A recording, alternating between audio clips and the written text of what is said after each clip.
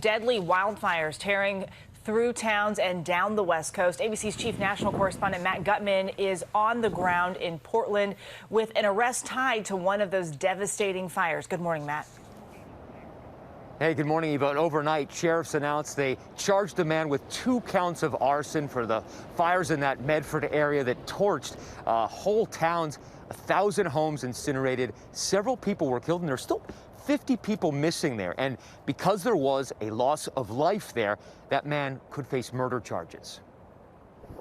This morning, police say the fires that tore through the towns of Talent and Phoenix, Oregon, destroying about 1,000 homes and killing 5 people, were intentionally started. We were able to locate evidence and determine that this individual is likely the cause of the fire. Michael Gerard Bakela was charged with 2 counts of arson and multiple counts of criminal mischief. That as 500,000 people, 10% of Oregon's population, are in evacuation zones. At least 2 fires have converged, creeping closer to Portland, whose mayor has declared an emergency.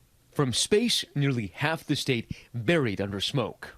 Flurries of ash came down on neighborhoods. The air quality index around here has been measured at 3 times the level that is hazardous to breathe. It's been raining ash here for days. The air is so thick, you can barely see that church right down the street. So many with nowhere to live. We met Emma and Libby Gillespie at a Red Cross shelter in Salem, Oregon. We had a neighbor who called us kind of hysterically screaming and said, "Get out, you guys need to leave."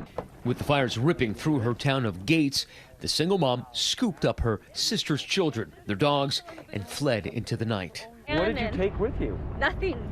I mean, I still have my swimsuit on. I had sat in the pool that day, you know. You literally left in a swimsuit? In a swimsuit, you know. The kids had their pajamas. Half of them didn't have shoes on. We just got in and left. That as thousands clogged roads out of multiple fire zones, firefighters in ferocious battles to try to save homes. And with our crane camera, I want to show you this world of pink laid down around me, and still it did nothing to stop the progress of that fire, which incinerated entire neighborhoods, entire developments here. California's North Complex fire claiming at least 9 lives. 16 people are still missing. The debate is over around climate change. Just come to the state of California. Observe it with your own eyes. And back in Oregon, Emma and Libby got ready to pack up those dogs. They think their house is safe, but they don't know. The upheaval of COVID and the temporary homelessness because of these fires, almost too much. Tearing up a little bit. Yeah. It's her senior year. School is hard for her anyway because we haven't been able to start school, and now we can't start school, so it's been hard for these kids that have worked so hard on their senior year. They don't have anything.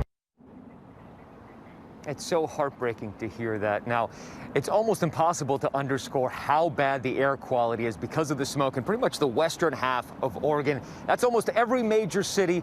Almost all of them have an air quality index at or about 300, which is hazardous to breathe.